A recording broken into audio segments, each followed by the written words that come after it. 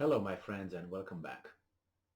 I just stumbled over an article, and the protagonist of this article is none other than the Pope, the leader of the Catholic Christian Church.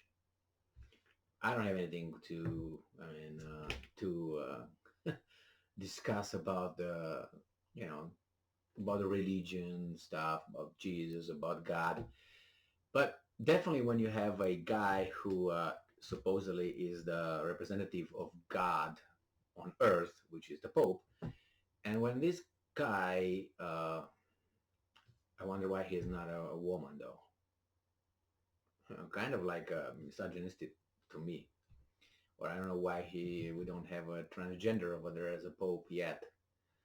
Sounds like not inclusive, but it's coming maybe. So this article is about what the Pope did. It's a Reuters article, and we have here a title from the March 16th, 2022, and it says, Pope improvises prayer for Ukrainian children. Okay, it's very nice. It says here that talking during the meeting at St. Peter's Basilica with the students of La Zola School of Milano before holding the weekly general audience, Pope Francis improvised a spontaneous prayer for Ukrainian children. And it goes like this. If you want to memorize it, turn on your telephones, the recording, or get your pen and paper. Lord Jesus, I ask you for the boys and girls who are living under the bombs, who see this terrible war, who have no food, who have to flee, leaving their homes and everything.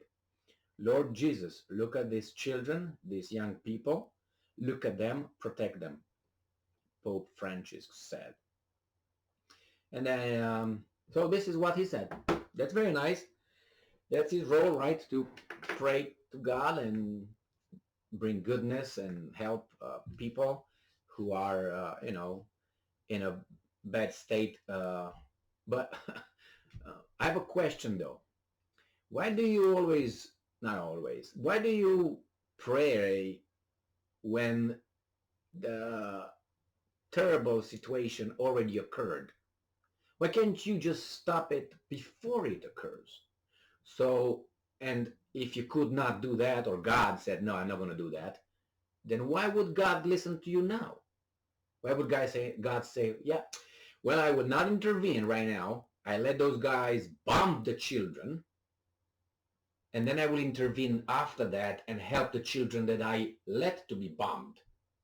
Of course, I'm using ancient Greek logic and not Jewish way of thinking of the Bible. Of course, it doesn't make sense to you, these guys, but it makes to me if I apply the ancient Greek logic. So, see, this God allows so many things to happen to innocent children. Year one, not even one, two, toddlers, babies, they die in childbirth, right? When they're born, they get all kind of diseases, get AIDS from their parents, their famines, they're innocent. How come is this God? How come he allows this to happen? And if we have the Pope, and I'm certain that he constantly prays for these kind of things. And you can say, well, can you imagine how much more that would have been if the Pope would not have prayed? Okay, that's a supposition. That's a story. I don't go by that because we don't know. We can verify it.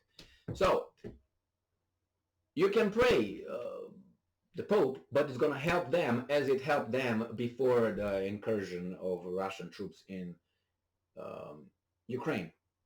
So why don't we just, why is he not praying and why is not helping before this disaster happens?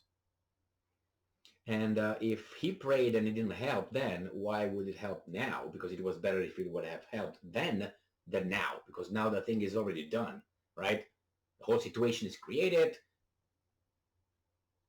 But as I said, don't try to use logic with these guys because, you know, God works in mysterious ways, if you know what I'm saying. Just an observation. And then the Pope comes and says stuff over there, and, you know, he's going to lose his infallibility if he's going to continue to get into politics. Because, you know, he's with God and he's got with things outside of this world and so on. When he gets into politics, I don't think he really graduated, you know, first grade or so. So stay away, mind your business, talk for entire humanity, try to help. We see how much that helps, and go from there. That's all what I had regarding this you know this situation with the Pope praying, and then if it doesn't happen, nothing happens, I can say, well, I prayed and it could have been worse, but it would have been better too. So see, the fact is that we are in this deep trouble and we are allowed to be in this trouble, and the prayers of all these guys, including the Pope, did not help. And those children could look, when they're older, and look up and ask God and say, hey, what are we going to do now? And besides, it's very strange that the Pope prays for children in Ukraine, right? Well, Ukrainians are Greek Orthodox, or Ukrainian Orthodox, I want to call it. So I would consider this a sincere prayer if he would also make, you know, utter some apologies regarding the Crusades, for instance. Because, you know, during the Crusades, the Catholics went from Rome to Jerusalem, and on their path they destroyed many, many, many, many, many, many, in the name of God, the same God. They destroyed many Orthodox Christians, which were actually their right, the Eastern Roman Empire. They still was still valid at that point in Constantinople, and Byzantium, if you want to call that Byzantium, but it's the Eastern Roman Empire. So you see, brothers versus brothers, they didn't really care much about that then. And I didn't hear an apology from this guy saying, oh, I made a mistake, my bad. But he can't. He's infallible. So see how it is? You're caught into this perfection thing, because the Pope has to be perfect. He's almost almost there. That's all I had for now. And I just wanted to mention this because I think it was just from different angles, looks very hilarious and sad, I would say. If you look hilarious from here, sad from here, and I don't know, just think about it.